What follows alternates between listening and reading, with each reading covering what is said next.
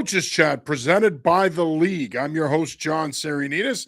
And this week I have the good fortune to be joined by Brian Lee, head football coach at King Philip Regional High School, Division III state champion King Philip Warriors. Coach Lee, how are you this evening? I'm doing great, John. Thanks for having me on. I appreciate it as always.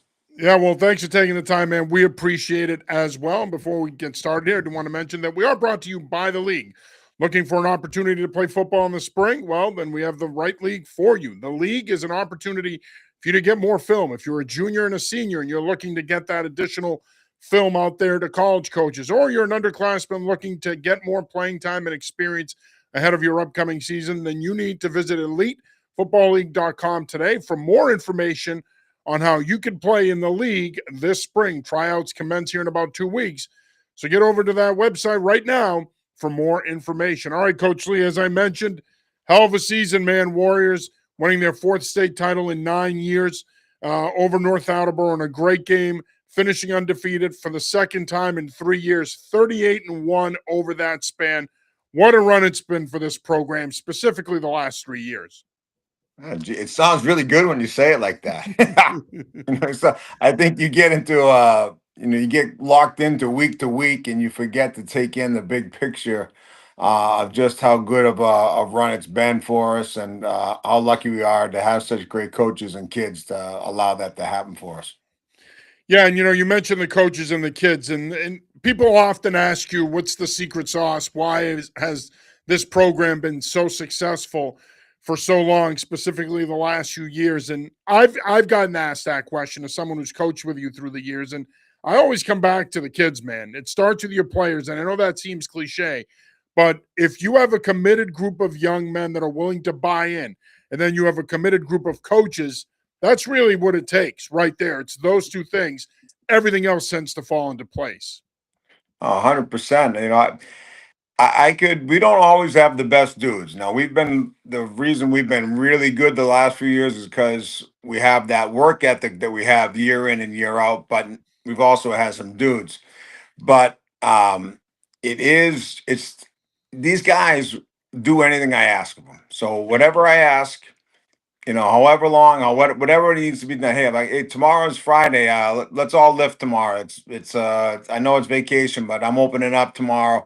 Let's see who will show up, and you get a bunch of guys there ready to go without any questions asked. And along with that is, of course, the cooperation of the parents, right? So the parents are all in as well too. They want their kids to be a part of their program, of our program, and so they're giving them rides to everything that we're doing, and support all the other stuff that we do as well. So it all works together. Yeah, and I think that's the key, right? I mean, the parental piece, sometimes it gets lost on us as coaches.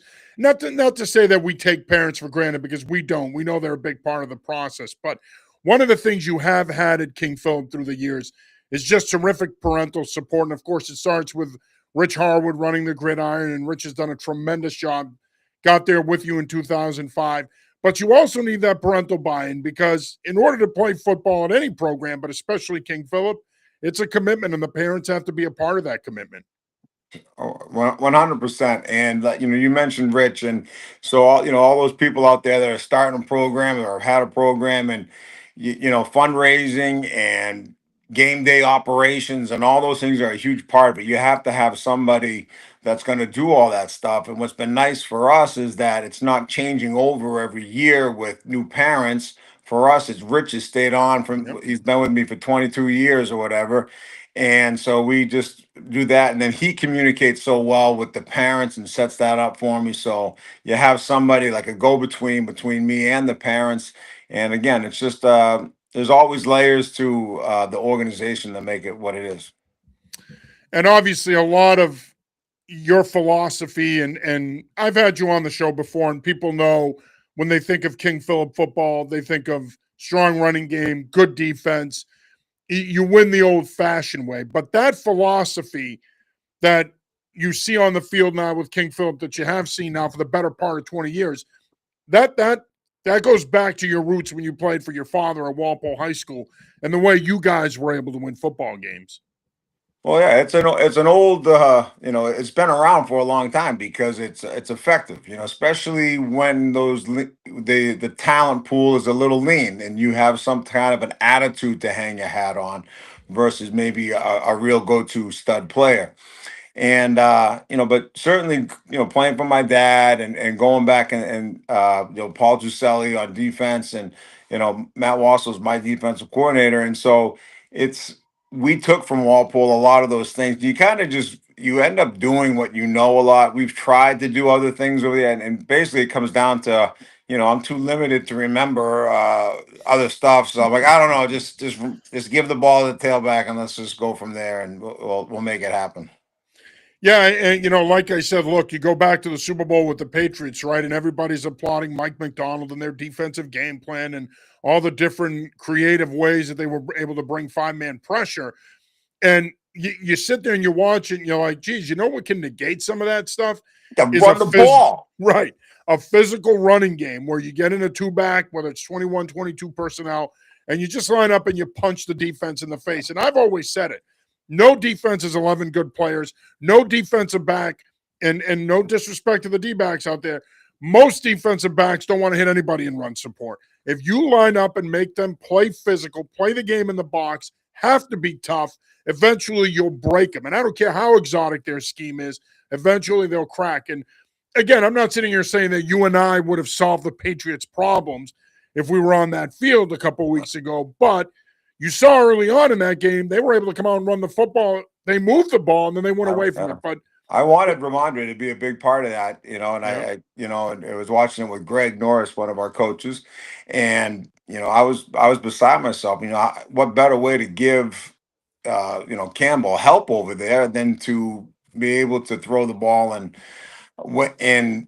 in situations when it didn't look like you're going to be in gun and it's an obvious passing situation, and so Yeah. that's kind of obviously they know way more than I do, but it was just for us at the high school level that certainly works and has been working for us. All right, enough of us trying to solve the Patriots' problems. I'm sure they're listening. Right. I'm sure McDaniels is watching this right now going, I wish I had done what these two guys that I've never met in my life have done. Although he's met me, he probably doesn't remember me because I highly doubt I made an impression on the guy. But, getting back to high school football, obviously it's a changing landscape now. A lot has changed. There's a lot of different conversations out there in regards to the current landscape of, the private, public, Catholic conversation. Where do you stand on that? I mean, obviously you're a public school guy. I've been a career-long public school guy. But this is a pretty intense conversation that's being had now in regards to the talent pool and how it's divided up between those three groups of programs. Where do you stand on this issue? Well, it's funny that you mentioned change so much, because it seemed like when my dad was coaching, like for his 28 years at Walpole, everything was pretty much the same. Towards the end, they changed the divisions a little bit, but every year there's something new. There is some new challenge to coaching every single year. You're in this division, now your league split. Now you're playing, this team. Everything is shuffled around, and you have to play that week now. The champion, the semifinals before Thanksgiving, and there's just a lot, right? But to your main point about private schools, but the first time we played CM, I kind of shot my mouth off that I didn't think it was right. And when you do that, you're obviously putting yourself out there, putting yourself in harm's way. That you're a crybaby. You lost. You found a team that was better than you, and you complained about it, which is kind of true. But uh, it is just I don't one of the things is I don't hate private schools. I want them to do whatever they want to do and have as much success as they can have. Coach Dibbs is a great coach, unbelievable coach, and what Al does at Severian, those guys are great coaches.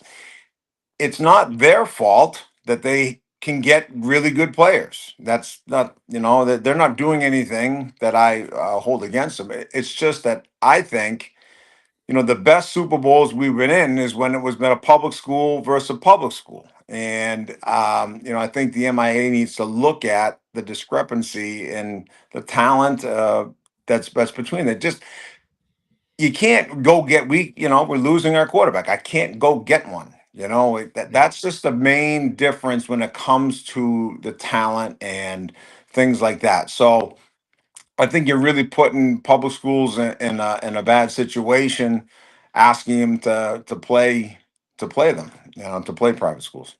I don't Yeah, really and understand why they're in the MIAA. Like our public schools have to answer to the state. We have all the, all DESE and all the 181 days and so many hours on learning and so many, the schools themselves just are completely different world, right? And just how you're able to run a public school and how you're able to run a private school, they're very, very different from anything that you could offer. Like, if you want to offer a weightlifting class or something in the middle of the day, like you have so much more flexibility, I think, with private schools.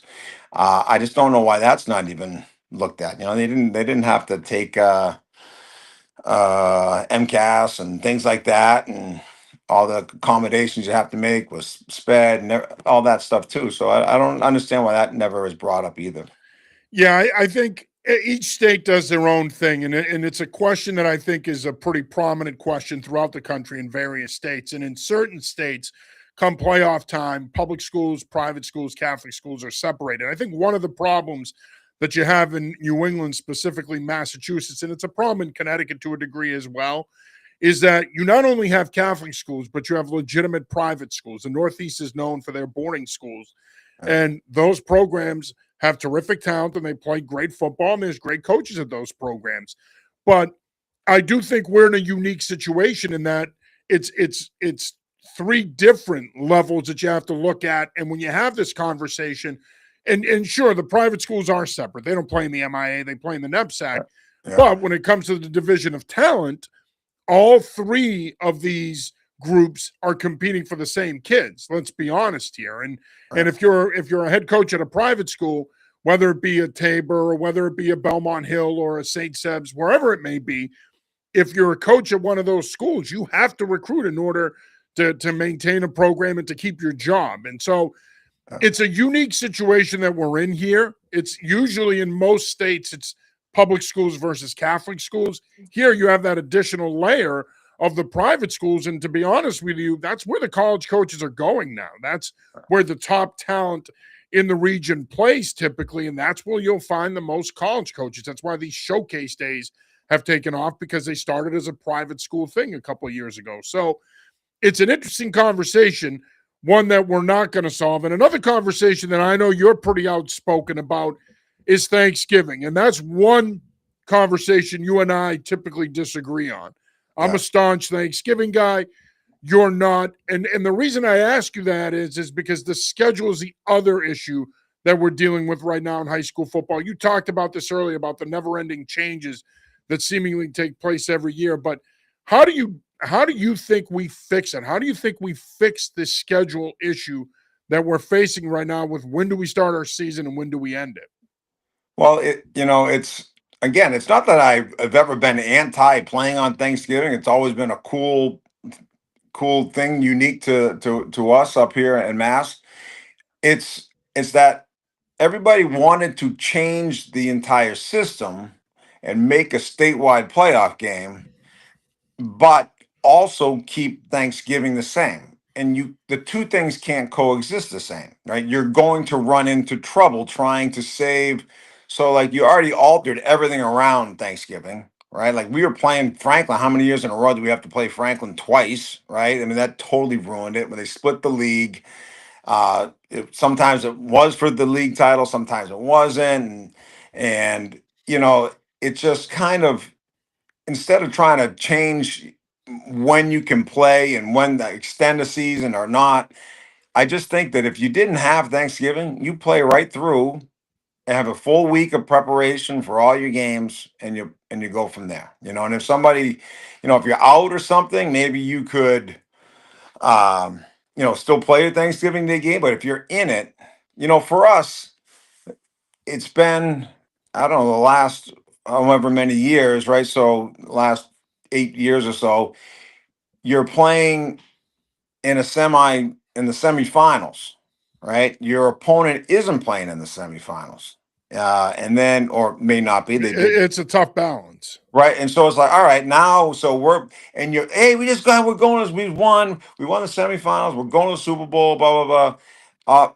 Let's go, forget about the Super Bowl. We got to go play on 3 days, 4 days rest here. We got to go play Thanksgiving for sometimes now it's the league title, sometimes it's not. And it's just like, what are we doing, against teams that may have had 10 days to prepare, and it's been very hard to deal with that game and to justify an injury in that game, to justify, just how hard what's your approach? How do you approach it? You start prepping for that ahead of it's just a lot of football to jam in there in such a short amount of time.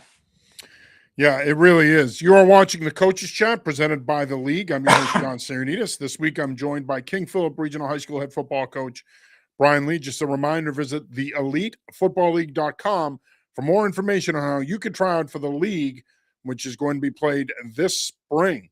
Obviously, coming back to the conversation in regards to the changing landscape, you've been at King Philip now over 20 years. It's hard to believe. I was on your first staff in 05, and here we are again 21 years later. Do you still enjoy coaching? There's a lot that I enjoy about it, and the number one thing that I enjoy is, love being around the boys, right? Keeps me feeling young. Yeah. Watching It's them. crazy how they have a way to do that to you, isn't it? I mean, Oh, they pull you they're so in, much fun. Yeah. and so, And we have a great and group then of that. kids there. Not that everywhere else doesn't, but we Yeah. have a great group of kids there as well, which makes it easier. Well, exactly. So you're seeing these kids mature. That whole process of what a kid looks like the first time you have them. You see him.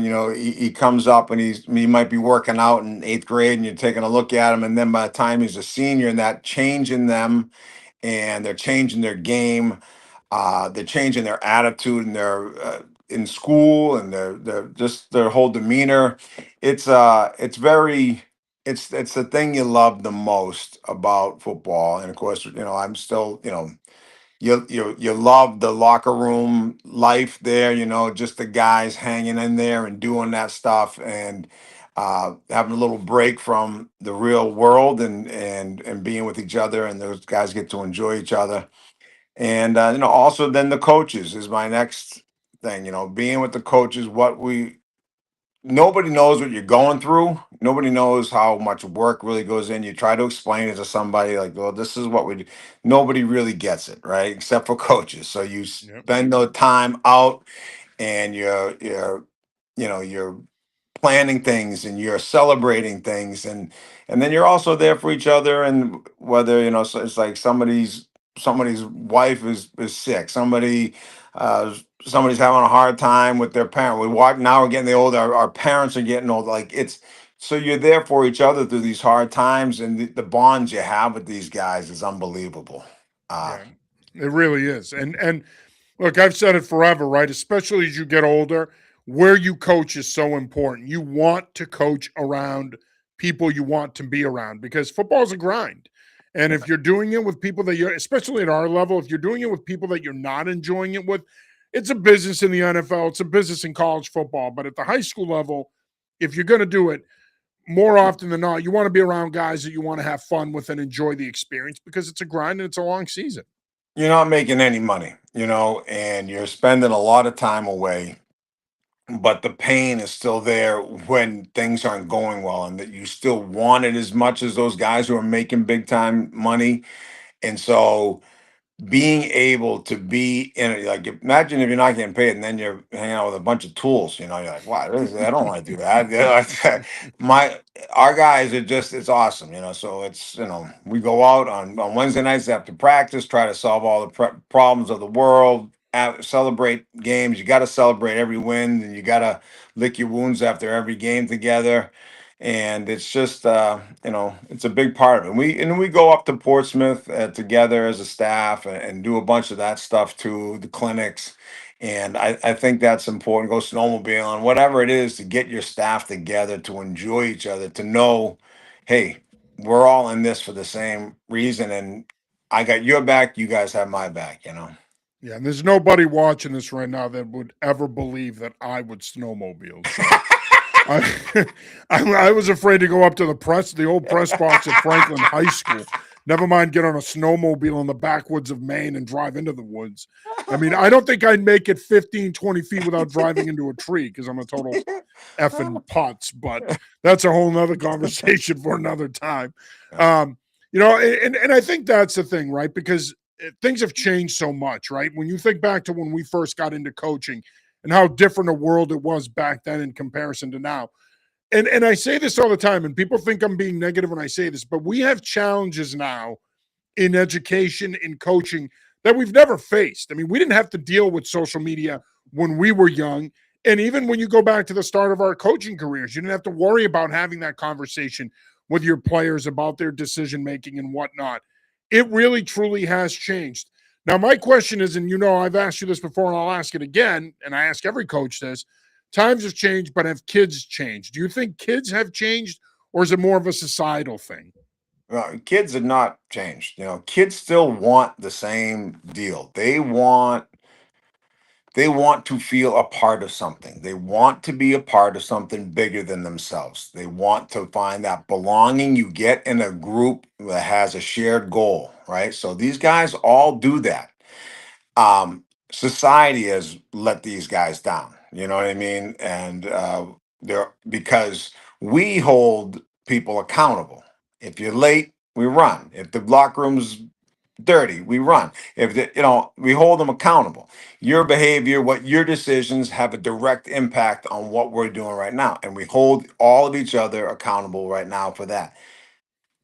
Schools has a real hard time holding kids accountable anymore, right? Because of a slew of reasons. I don't want to get myself in any trouble, but that's society.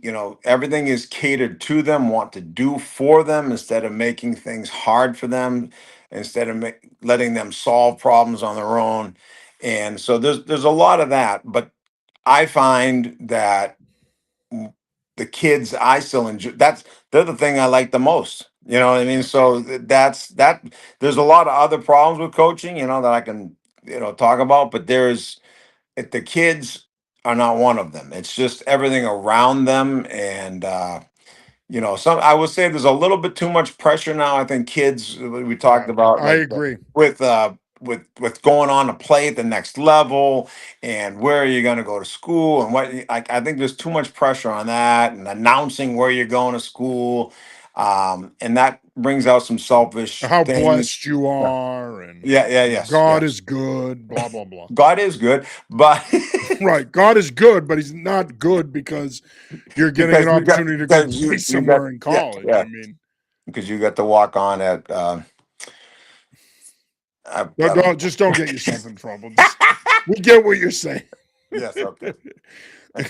Milford coach Dale Olson checks in. Great to hear from you, Coach Olson. He says, I don't believe it. And I'm assuming he's saying he doesn't believe that I don't snowmobile. I don't. I wouldn't even listen. Once I was like 8 or 9 years old. Once I took out my 70-year-old Lebanese neighbor back in the day in Boston, I was going downhill on my bike. I'm done. I'm not doing bikes, mopeds, snowmobiles, jet skis. Screw that. I'm out. I don't ski. I don't do any of that shit. I mean, I'm huge. I mean, what am I supposed to do? I'm not gonna jump on a snowmobile. I'm a big dude. Thanks for checking in, Coach Olson. Always great to hear from you, man. Appreciate it. Thanks for watching as well. Um, Obviously, as I mentioned earlier, coming off an undefeated season, winning a state title, uh, graduate a lot of talent, a lot of guys that were key cogs to the success that this program has had the last 3 years are moving on after this season. Uh, Talk about what where you think the program is at right now. Of course, moving down to the Davenport next year. Why not make it even harder? But we already play North Foxborough, played Yeah. Mansfield in the playoffs. To me, the Davenport is now the old Hawk. But just some thoughts on the state of affairs at King Philip. Where do you think the program is, and how's the offseason been so far? Off season's been great. Guys are working out at lifting that everybody's invited to, and so that part continues to stay strong for us. When you've got to replace 20 24. I don't know how many people play football. 22, 21, 21 24. I out of mean, that's a 22 five with too many starters. men on the field. See, AJ, longtime friend of mine, AJ Granchikson, two great coaches right here. I don't know, dude. We didn't. I mean, Coach Lee doesn't even know how many people are on the field. It's not So, important. It's, you just, right. It's but just circles and X's, as our good friend yeah. Dale Olmsted would say.